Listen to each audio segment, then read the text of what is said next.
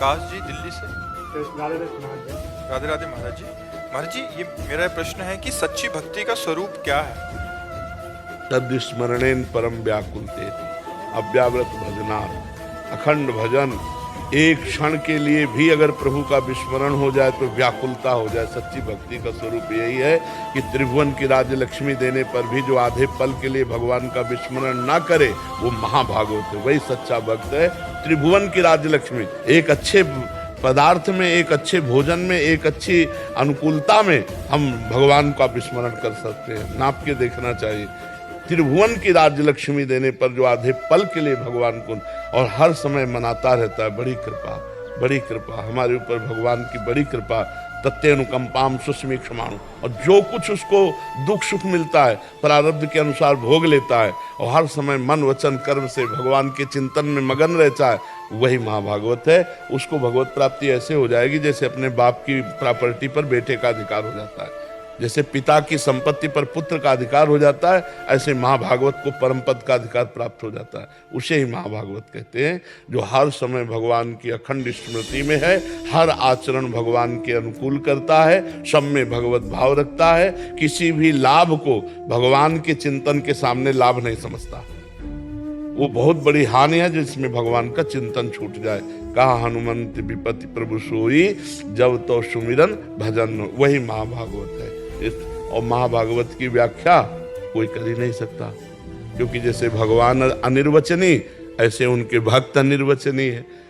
पर जब हम इस बात पर देखते हैं कि महाभागवत किसे कहते हैं, तो शास्त्रों ने कुछ लक्षण बताए हैं कि जिनको मान प्रिय नहीं है, सबहि मान प्रद आप अमानी, जो मोह रहित हैं, जो किसी भोग से पराजित नहीं होते, जो निरंतर भगवान के चिंतन में रहते हैं, जो समस्त कामनाओं से रहित हो चुके हैं, जो निरंतर सुख दुख में ना फंस करके भगवान की लीला गुण में डूबे रहते हैं, वही महाभागवत है, वही विश्व विजयी है, वही जीवन मुक्त महापुरुष है। और इसके लिए विविध साधन है, भगवान के मार्ग के विविध साधन है। दास्य भाव, सख्य भाव, वात्सल्य भाव, कांता भाव, सहचरी भाव। तो जिस भाव से हमारा लगाव हो उसी भाव वाले महापुरुष से जुड़कर हम भगवान की भक्ति करें। बकाया खास बात है स्मृति, अखंड स्मृति, अखंड स्मृति। गीता का पूरा फल है स्मृति। नष्टो मोहा स्मृतिर्लब्धा त्वत्प्रसादान मयाच्युता, भगवद स्मृति। जी अनीता त्रिपाठी जी, प्रयागराज से। राधे राधे महाराज जी। महाराज जी, नाम जप करते समय मन बहुत ही ज्यादा चंचल हो जाता है और इधर उधर भागता है। हमें लगता है अगर एकांतिक सुनते तो इसका विस्तृत उत्तर मिल जाता, पर हम सारांश में कहते हैं कि हमारा जो अभ्यास चल रहा है नाम जप का, उसमें जो मन के दो पार्ट हैं, एक अच्छा और एक बुरा। अच्छाई की तरफ हमारा जो झुकाव हुआ ये मन से ही हुआ है। मन न कहता तो यहाँ तुम नहीं आ सकते थे। तो मन की अच्छाई पार्ट में जब हम नाम जब शुरू किया तो बुराई पार्ट को साफ करने लगा, क्योंकि निर्मल मन जन सो मोह पावा।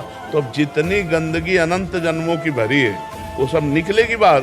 अब साधक इस बात में परेशान हो जाता है कि जब मैं भजन नहीं करता था तब इतना गंदा नहीं था, अब जब भजन से करने लगा तो इतना गंदा सोच, इतनी गंदी बात, वो गंदगी निकल रही है।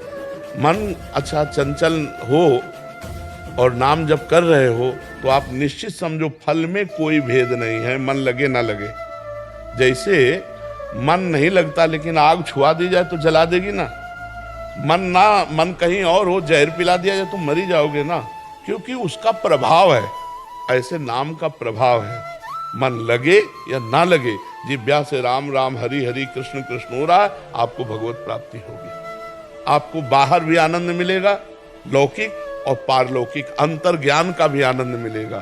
राम नाम मणि दीप धर, जीह दे हरि द्वार, तुलसी भीतर बाहर जो चाह तुझे। तो मन को नाम ही एकाग्र करेगा, मन को नाम ही निर्मल करेगा। अब शुरू किया इसलिए गंदगी निकल रही, अब परेशान नहीं होना चाहिए। वैखरी वाणी से मारे, हाँ वैखरी से भी, वैखरी से। यह जिह्वाग्ये वर्तते नाम तुभ्यम, जैसे मंत्र है तो वो दो में ही जपा जाता है, उपांश और मानसिक। गुरु मंत्र जो है उपांश और मानसिक जपा जाता है, लेकिन नाम भगवान इतने कृपालु हैं कि आप राधा राधा राधा राधा राधा राधा राधा राधा राधा राधा राधा राधा राधा राधा, इसी से भगवत प्राप्ति। ठाकुर हरिदास जी तो इसी वैखरी से ही जपते थे, तो वो लाखों की संख्या में जबान से ही नाम जप करते थे। 3 लाख। हाँ 3 लाख, ऐसे लाखों की संख्या में, और जोर जोर से। तो उसी का प्रभाव था कि वैसे आई तो सुन सुन करके वो भगत बन गई, उनको तनिक भी विचलित नहीं कर पाई, वो खुद अच्छे महात्मा की तरह वहाँ रहकर भजन करने लगी। तो अगर वैखरी से नाम का प्रभाव है, वैखरी से भी जपने पर जो मंत्र उपांश और मानसिक में फल देता है, वो वैखरी से भी नाम फल दे देगा। नाम में एक अपार सामर्थ्य, असीम सामर्थ्य है, चाहे जैसी स्थिति हो। अपवित्रा पवित्रो वा सर्वावस्थांगतोपि वा या स्मृत पुंडरीकाक्षम सवायाभ्यंतरा शुचि, वाय अभ्यंतर दोनों से परम पवित्र हो जाता है। देखो भागवत जी में लिखा, यद जिभ्याग्ये वर्तते नाम तुभ्यम अहोवत सुपचतो गरीयान यद जिभ्याग्ये, जिभ्या के अग्रभाग पर आपका नाम विराजमान हो। नाम जीह जपि जागे जोगी, नाम जीह जप। जब जीव से नाम जपने की बहुत जगह चर्चा हुई है, तो हम उसमें फला अनुसंधान में न जाएं कि वाचिक से दशांश उपांशु बड़ा, उपांशु से दशांश मानसिक बड़ा। हम राम राम कह रहे हैं, कृष्ण कृष्ण कह रहे हैं, अपने प्रभु का स्मरण कर रहे हैं। मन कहीं भी चला जाए चिंता मत करो, उसको भाग के यहीं आना पड़ेगा, क्योंकि नाम भगवान विराजमान, परम मंगल हो जाएगा।